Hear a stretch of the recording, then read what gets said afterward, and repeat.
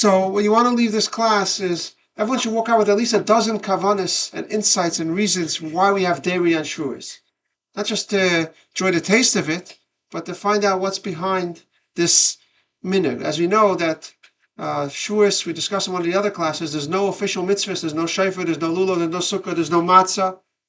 And some people are surprised to find out that cheesecake is not only it's not one of the 600, not only it's not one of the 10 commandments, but it's not even one of the 613 mitzvahs. Oh. It's just a custom. And we wanted to explore the origin of this custom from many different sources, okay? I don't always stay up all night, but when I do, it's to eat cheesecake and learn Torah, okay? I'll take his word for it. Okay, the first insight is as follows. Geshen is gaya kekaten shenoiled. All the Jews converted on Erev Shavuos. They were like newborns. And newborns drink milk. This is a real concept. And the point of the message is, we're like a baby. It says a convert is like a newborn baby. It's like he starts his life again. He has a new soul. And he's like a baby. And a baby lives off his mother's milk. And the Torah represents this milk.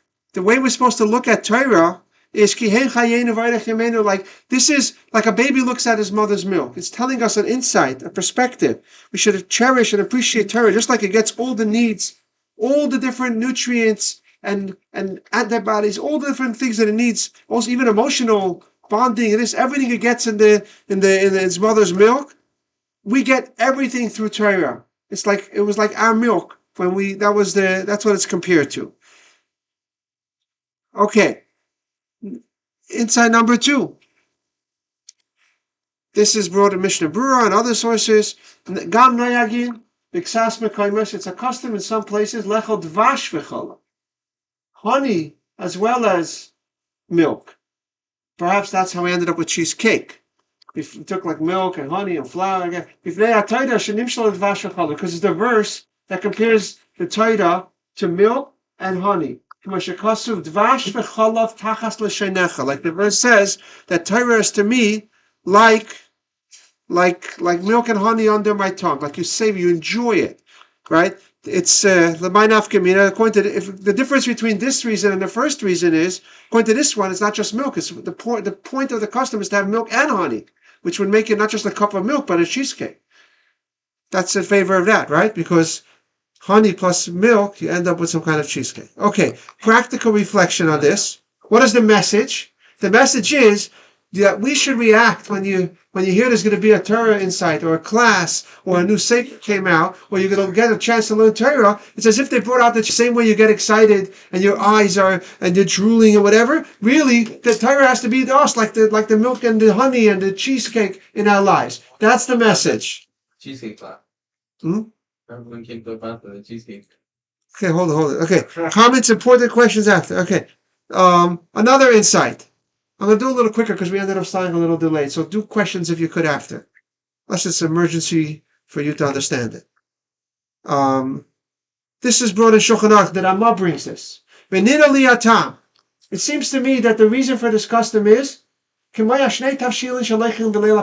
like we have 2 cooked items on our Seder plate. The egg and the shank bone. There's 2 cooked items representing the 2 offerings that were consumed on that night. So we have 2 different cooked items. So also the Shavuos is famous for the offering of the 2 breads. And the reason why we have 2 meals is in order because to have 2 separate breads that you're forced to, because you're not allowed to use the same loaf of bread that you use for a milchik meal that you use for a meat meal. So this is what the Rama conjectures, and he says this is the reason why it became a custom to have 2 meals. That you're forced to have 2 breads halachically, because you're not allowed to use the same bread that you eat with, then use that same bread along with your meat and your dairy. You have to have a separate loaf. So this is what the Rama suggests on Shulchan Aruch. Why? This also has a practical difference. According to this reason, the whole point is to wash twice, which is not what everyone does, but that's okay because there's many other reasons. But according to this reason, the whole point would be to wash twice. And what's the practical reflection? It's not just to enjoy it, but to think about why we're doing it. And we don't have the offerings now. That's how we have to do these remembrances. So what are we doing to restore the Beis HaMikdash? Okay, Tzvi, you with me? You're keeping count? What number we're holding? You're writing notes? Yeah. Okay.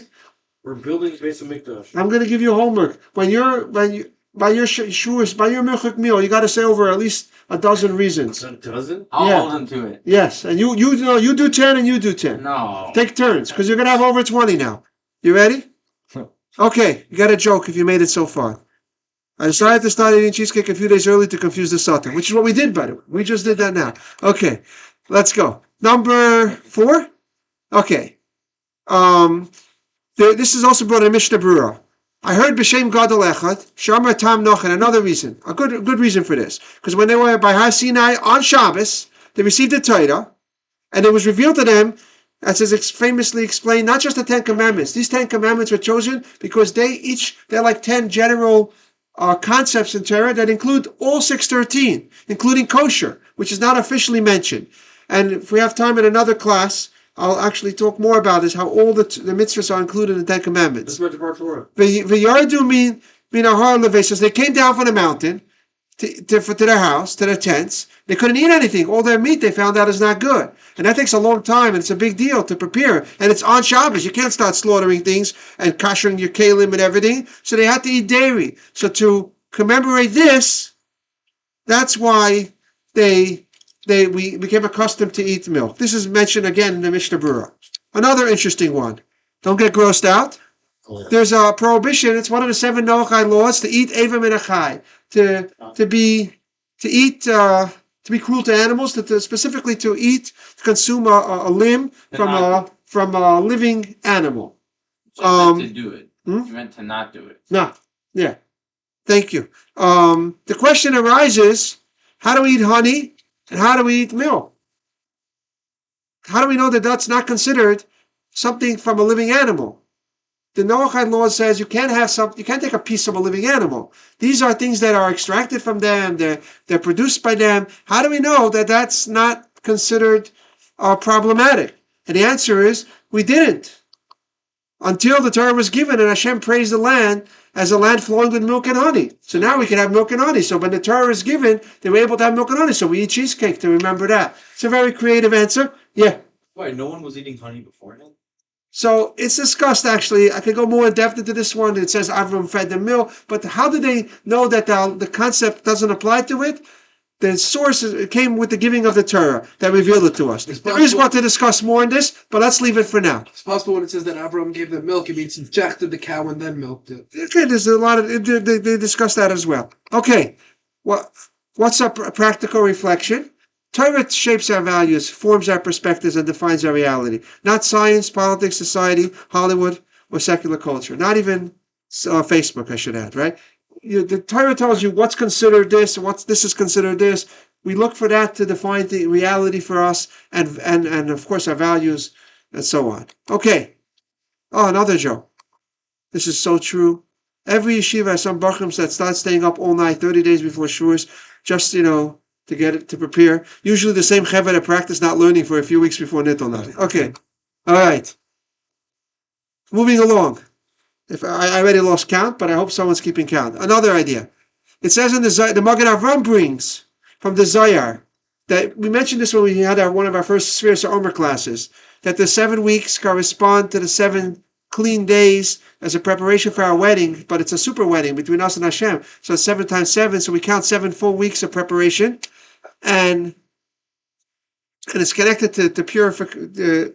When a woman counts 7 days, because if she saw blood and now she's pure from that, so she do a shenam nekav v'nasachala. So it's known that in a woman's body, this is also reality, right? That the body stops producing blood when she becomes pregnant and starts producing milk, preparing to produce milk eventually, right? It's connected in the cycle, and then when she stops nursing, the body, starts having a period again. It's like you see a correlation. So spiritually, this represents the idea. Look at the words he says is v'yadua shadam nekav v'nasachal. Like the dam gets like pores and congeal, and it turns into, and it starts to make blood. The milk starts to produce milk. This represents.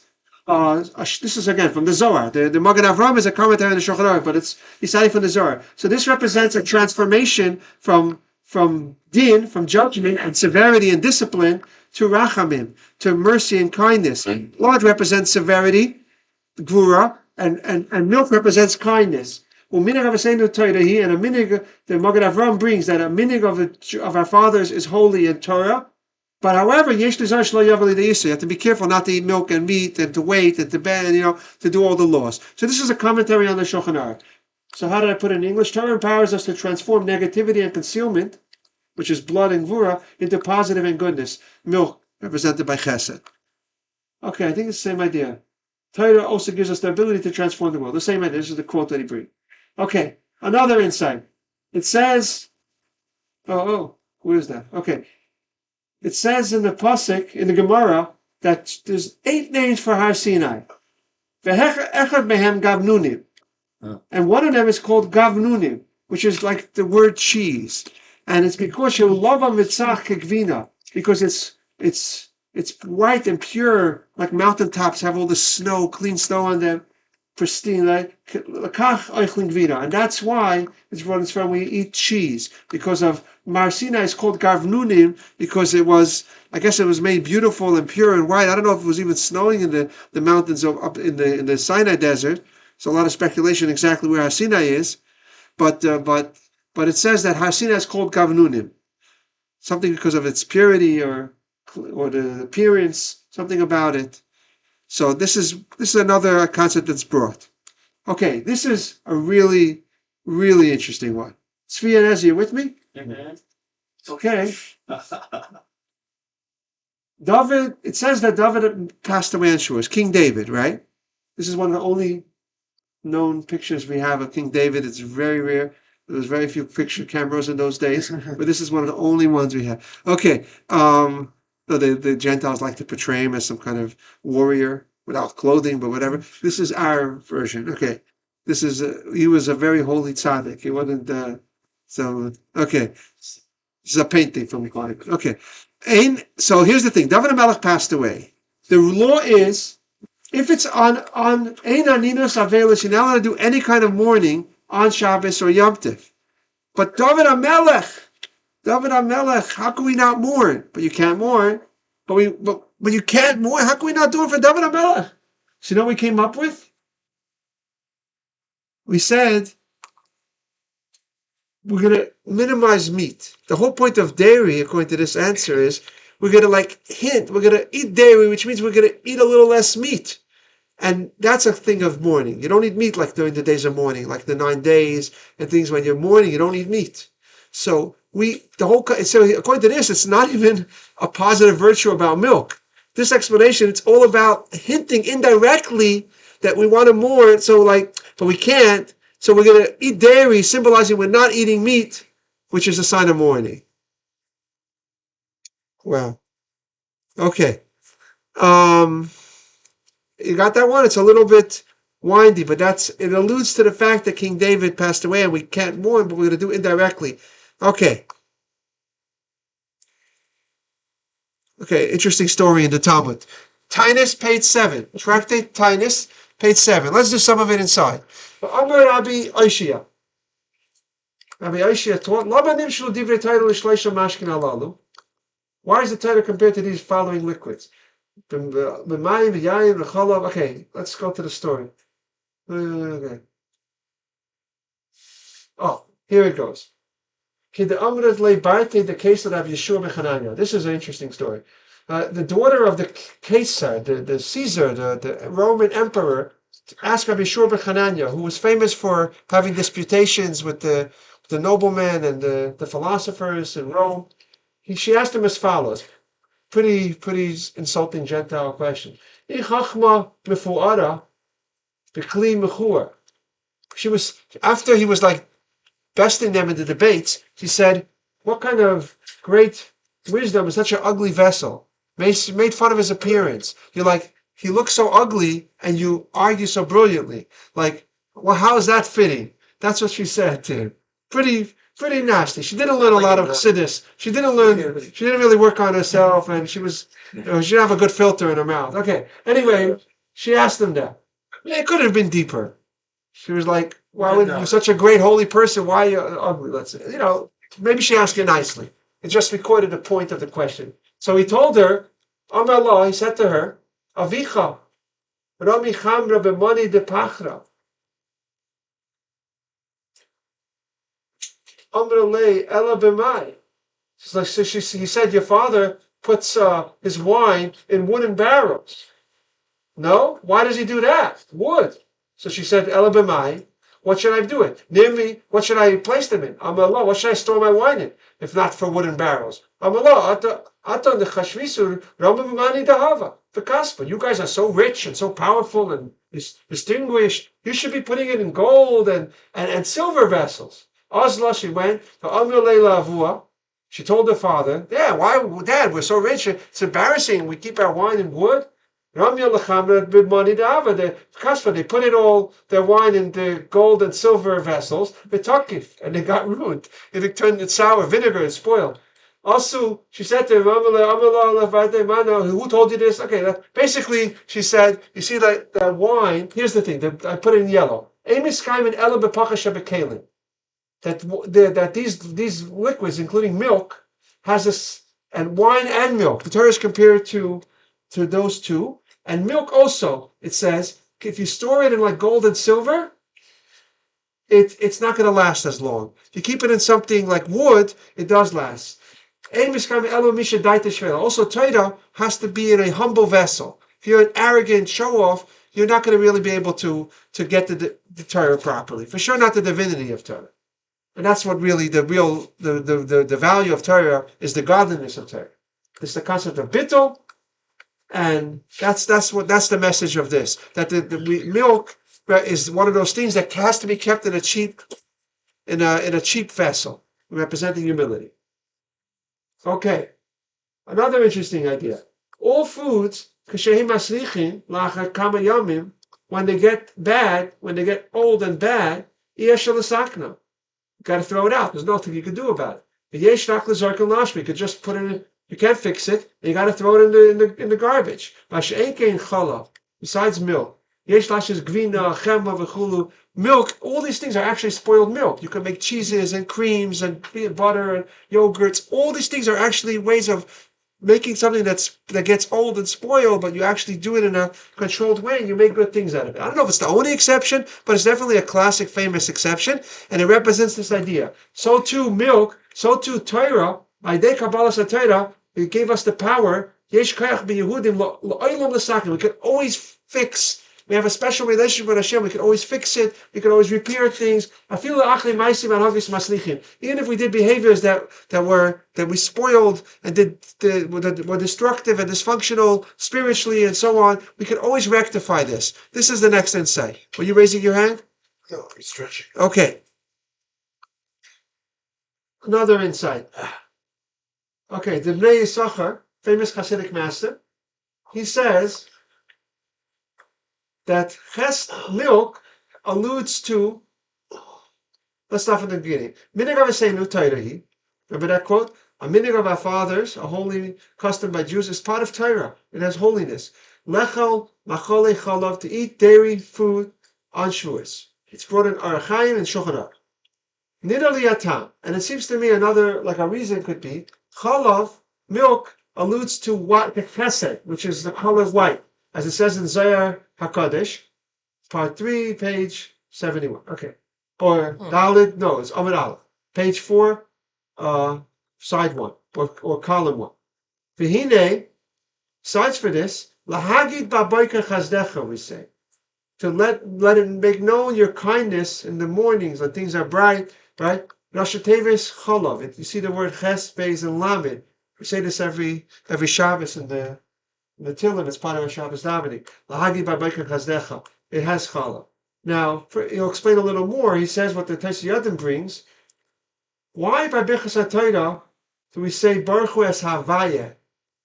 And in Birchas HaMazon we say Baruch Elokeinu. We use different names of God.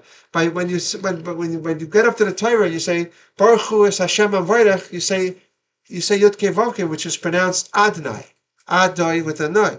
That's the name of Hashem. But when you want to bench, you say Baruch Elokeinu Shachalnu Mishaloi, which is the name Elokim, plural. but Elokeinu, our Elokeim, right? But it's a different name of God. What's the base? What's behind this? He writes as follows: Mezainos, for sustenance that Hashem supplies us with. That's basics. It's min adin. You have to do that. He created us. He has to give us food. It would be unfair and cruel if He creates us and doesn't sustain us. So that's also min adin. The name that's also according to like justice that He created us. He has to give us sustain us. That's why we say Elokeinu, because it's associated with the name din. But Titus, the epitome of kindness, this that He gives, He chose some of the human beings to have a relationship with us, with Him, through Titus. This is the ultimate kindness, and this is this insight that Titus elucidates. I don't want to do the whole thing inside, but to help us appreciate the greatness of Torah, we should realize it's the greatest gift, the greatest treasure, and the greatest blessing in our lives. Not some kind of burden that inconveniences us. It gives us the opportunity to be more than just animals and so on. Okay.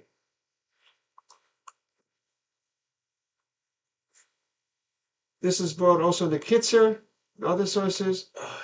On the first day of Shavuos, we eat milk, dairy products, and there's many reasons. One of them is the special carbon of Shavuos, which is talking about, remember the two breads we mentioned? The verse says, Mincha chadash al Hashem b'Shavuosechem. Rashi Tevis Mechalav. It hints also, so it also hints another way how it hints to the two breads. But he adds in that you have to have also meat. It's a mitzvah to have meat on Yom Tov. And you have to be careful not to come to any prohibitions of mixing milk and meat. Another thing that's pointed out, I think one of my students mentioned it to me another year, that Beis Lechem is the same, these words. Beis, Bechalav, also is an anagram of the two breads. Beis Lechem, backwards, you see? The two breads. So that's also a nice hint. If for those of you who have homework to remember 10 of them, you could count those as 2 if you want. It's 2 different hints. Okay. Remember we had a whole class about a very strange experience they had that they saw sounds by Matan Torah? We had a whole class on that. So where do you have some kind of concept in Judaism where there's some power to the vision, some kind of special, we want to commemorate that. So you know the story with Rav Zusha of Anapoli when they brought him the cup of milk? No. He said, why you bring me an empty cup? They're like, what do you mean? We brought you a cup of milk. It's empty. Until finally they checked and they asked where they got it, and they realized it was milk by the maid, and a non-Jewish maid, and there was no Jew around then.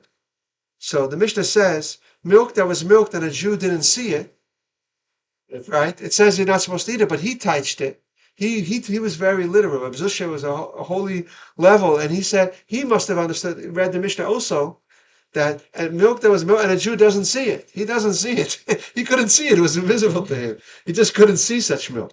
So there's a special power. Officially, the reason is to prevent a mix-up, because it was common, even a little bit common in those days. Probably wasn't so common, but it was enough to institute to help us appreciate how serious it is that he instituted that to make sure that they didn't put in any other milk. When Gentiles would sell us milk, they would mix in some camel milk or pig milk. I don't know what they would do. Cheaper milk. Yeah, they would try to do it. So officially, a Jew has to observe it. But the Kaballah says once it becomes a mitzvah, there's a mystical component as well. And Chassidim are very careful with this. Even nowadays, when there are some rabbis who say you could rely on the FDA and the government that sort of will get you in trouble, and it is. You're not supposed to look down at Jews who don't do the stringency, but it is something to be aware that Hasidim are very careful with. That once the rabbis instituted it, it has a holiness for itself, and we're careful when you could get this milk. You know, we always get this milk, and if not, Hasidim will go without milk. You know, okay. It's called Chalav Akum, but officially the Avodas Kechavim. Avdei Kechavim Mazalis. The worshippers of the stars and the constellations, which is instead of saying the Gentiles, which got the censors very insulted in the Middle Ages, they had to write this every time. So it's not they could say it's not talking about the Christians, whatever. So worshippers of the stars and the constellations, but we all know what it means. Okay, it's a code for Gentiles. Okay, another one. This is also very interesting. Moshe was born She conceived and he was born, and they saw he was good, and she hid him for 3 months. Rabbi Yacha says, the day that she brought him, when she couldn't hide him anymore, she brought him to the marsh, to the Nile River in the basket, was Shisha B'Sivan, was the day of the giving of the Torah. An angel said, "What's going on?" And Basya took her. The daughter of Pare saved the boy and raised him, and so on. But it says, she tried, should I get you a Hebrew nurse? What happened is that the princess, Basya, daughter of Pare, found the baby. She tried to nurse him. She tried to get the Egyptian woman, her friends, whoever was nursing, to nurse the baby, but the baby refused to nurse. And eventually the sister of the baby, was watching to see what happened. So she said, she saw what's going on. So she said, maybe I'll get you a Jewish midwife or a Jewish nursing mother. And she went and got the actual mother of the child to nurse it. And it says, and the Gemara says, how do we know Mei videos? Malamed, it teaches us that she tried to go to all the Egyptian women, but the boy refused to nurse. And saying why? Because the mouth that's destined to speak with the divine presence, communicate with God, should nurse from an impure source. It's not halacha. It's not halacha, by the way. It's not kosher. It's just, you're not supposed to do it. But if your baby needed milk and there was no milk, and it was those days, you could even get agenda, but it's not supposed to. Really try hard not to do it. But it's not like technically forbidden for other whatever. It's another discussion. I'm not going to go into it now. You want to hear something really crazy? There's a famous medrash that Moshe, as a 2-year-old or so, as a toddler, at one point was on the knee of Pare, and he took off his crown and he put it on his own head. And Pare got very nervous. And he called his advisors and he wanted to know, what does this mean? And they said, we'll do a test to see if he knows what he's doing, is it significant. And they got coals and gold, and to see which one he's going to go for. And he wanted to reach for the gold. And the angel says, pushed his hand, he grabbed the coal, and he put it in his mouth. And that's why Moshe had like a speaking problem. This is what the Medrash says, that Moshe got a speaking problem. But listen to this. I saw a sefer once that suggests that why did he have to have that? Because when they tried to nurse him to all the Gentile women, a drop of milk did go. So you had to be koshered. You had to have that gold. That's what's brought. I don't know where, but it's an interesting idea. Okay. But anyways, he was cured by Matan Torah. Everyone was cured of anything, any ailment by Matan Torah. Moshe only speaks before when he wanted to go to Paro. I can't speak. I have a stutter, whatever he had, a speech impediment. But he was cured by Matan Torah. Anyway. I want to be cured. Okay, another idea. According to the Zohar, every day of the year, of the 365 days of the year, corresponds to one mitzvah, one of the prohibitions, right? Remember, we just mentioned that. There's 365 prohibitions, 365 days in the solar year. Every day corresponds to one prohibition. So which is the one that corresponds to the day of Matan Torah? Look what it says in the same verse. The Bikurim. And this is actually talking about the showbread, the two breads, and the Bikurim that you bring on Shavuos. It's one of the names of Shavuos is Bikurim. It's in the same exact verse, which hints to this idea that it's connected to that prohibition, not to mix milk and meat, which is another insight that's brought why it's a custom to have both meat and milk, and not to mix them, of course, on Shavuos. Let's go on. So a few gematrias are brought in Sfarim. Gvina adds up to 70. Cheese. The word for a cheese is gvina. Adds up to 70. Who could think of some 70s connected to Torah? 70 sages, both. Shivim panim l'Torah. Shivim panim l'Torah. Soid. The 70 facets to Torah, faces, right? It's famously brought in the first chapter of Tanya. Another one is this famous Canaan was Sanhedrin. There were 70 elders, 70. The high court was 70, really. 71 to be even. But the concept is 70 elders and Moshe Rabbeinu, right? On top of them. HaTorah Nita B'Shivim L'Shainos is brought. And there's others. We could do a whole game about it, but not now. Okay. 770. The next one. Stop losing your own. The next one. Moshe. Well, this is interesting. Moshe adds up to, who could do the math? 355. No, 355. Close. 45. Close, what? 45. Close. Oh, 345. right. 345. Ima Koilo is 346. What? You know what Ima Koilo is? In Gematria, you do all the letters and then and the word itself. Actually, a good joke about that. All the letters of what? How do you... The letters add up to 345, and then you add one for the word. It's a famous thing. Like Ephraim and Menashe add up to Reuven and Shimon, but it's off by one. So the Rosh says you could sometimes you add one by Gematria. Okay, so Moshe's 346. Ima Koilo it's called. There's a great joke about that there was this guy who came to America, collected money. He wasn't such a straightforward guy, let's say, and he met some guy who was very inspired, and he told him, by the way, I have a kollel in Eretz Yisrael. It will be a big honor, a big merit. You send me money every month. Okay, so he committed, and he started sending him a lot of money every month. And then a few months later, he calls up, and he calls him up, "No, Moshe, I'm the guy that sends you money every month for the kollel. I'm coming to visit the Holy Land. I would love to see the kollel." So the guy says, "Sure." Like he's really like sweating. Oh no, he didn't really have any kollel. So when the guy comes, he starts saying, give me a few days. I have to do something. Kept pushing him off. Like, how long are you staying anyway? And he's trying to kept giving him the runaround and said, let's do tomorrow. Something came up. I'll take you. I want to go with you and show you. He kept giving excuses day after day after day. Finally, he called him the last day he's leaving. He's like, Moshe is Gematria Ganev. Moshe is Gematria Ganev.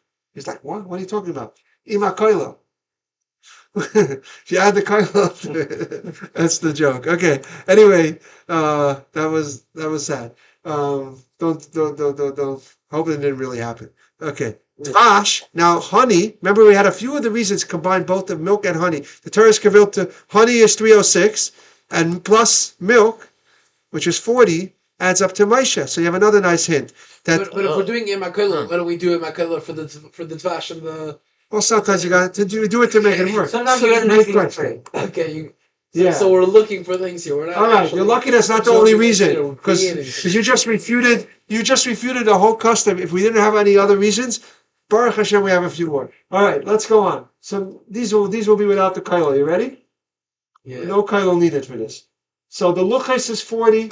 Remember, they're 40 days, twice 40 days. The first luchas and the second luchas were given after 40 days of Moshe being on Har Sinai. Who could think of some more 40s connected to Torah quickly? 40 years for a big. What else? Some more? Good. Okay, let's see what I put. There's 40 generations the Rambam counts from when the Torah was given until the conclusion of the Gemara. And the Rambam listed. He goes through all of them. Like you saw on that chart, you could actually make a chain, right? So there's 40. The Rambam does it in his introduction. Who he learned from him and he learned from him. Ad Ravina Fermat. From when the Torah was given until when the Talmud was sealed by Ravina Ravashi, which is around the year 475. So the Torah was given over like 40 generations, basically. The Talmud starts and ends with the letter Mem, Me'emasai. And what's the last? Okay, I don't know the last word here. Okay, Ein Talmud Kamadad. It says till 40 years of learning, you don't really appreciate what you learn. You don't really digest it properly, and have a certain maturity that's associated. Some say it means 40 years old. Some say it means 40 years of learning, of reviewing, and then you realize what your teacher said 40 years ago. 40 years from now, you guys are going to say, "Oh, now I really understand why we eat cheesecake and Shavuos." Basically, okay. Yeah. You're going to understand it a little bit, but when you're 40 years of reviewing it, of it percolating in your brain, then you're going to understand it better. What's the point if you get the joke Right? 40 years later? Well, you also get it somewhat now, but there's nothing how you're gonna get it in 40 years. Okay, someone mentioned, who said this one? Dara Midbar was 40. The first generation that received the Torah was 40 years in the desert. It's not random. Okay, so these are all The Dara Mabul was bad. These are all Sorry. and these are, for those who have homework to remember 10 by your milchik meal. Again, you have homework to do by your milchik meal to at least 10. You could count these as separate ones if you remember. All these are connected to milk, the gematria 40. Besides for the general thing we mentioned before, the kindness and what it represents. Now, these are all mentioned in Sfarim. Then I was doing this class and I decided to put it in the computer, and I found there's a bunch of nice phrases that add up to 40. Like Yad Hashem. Yad Hashem is 40, right? No, 10 and 4 and 5. How much is that? 40, no? 10 and 4 and 5. What, did I make a mistake? He's 19. So why am I saying it adds up to 40? The Hey represents Hashem's name. It's 26. Yud K Vav K. And 14. So you had Yad Havaya, the hand of Hashem, also 40. So these are things I found on the computer. Hevel. Hevel is the hand of Hashem. We received the Torah from the hand of Hashem. Took us out of Mitzrayim. Don't read too much into Hevel. I'll leave you to Farbring about it a lot by the meal. Hevel. It's a famous thing that Yaakov Chaim Achlos, our relation with Hashem, says like a rope with 613 strands. It's compared to how the mitzvahs are a rope. That's what Hevel means. Also means our portion, which is our inheritance, which is the Torah. Okay. So Hayu Echad, and you will be one. Torah is the famous Perek Hey Tanya, explains how we have this powerful unity and combining ourselves we unite with Hashem's essence with Torah. When we lose ourselves, in any concept in Torah, question, answer, it's irrelevant. It's the main thing is the experience it bonds you and activates your soul, makes you a better person, and so on. Okay, what else did I find? Vayichyu. It's a palindrome, I just noticed. Reads backwards and forward. But life, we say you will live. Torah is a source of life, like Rabbi Akiva told that Papos guy. Remember, we had another story that we were like a fish in water. Without Torah, we don't have a chance. We have no life without Torah. Our love, or Hashem's love to us, okay, is expressed through Torah. Beliba is a similar idea, and li, we take Hashem when we learn Torah. We belong to Hashem, and we take Him in Torah. Okay, Li adds up to 4. Okay, part 2 we're going to have to save another time because this is a long. This is a real story. The next one is a very big insight. One Torah Truma, Torah Mem. Oh, Torah Mem. Torah Mem. Yeah, the Torah which was given in 40 days. Torah which was given in 40 days. Yeah, it says that. I heard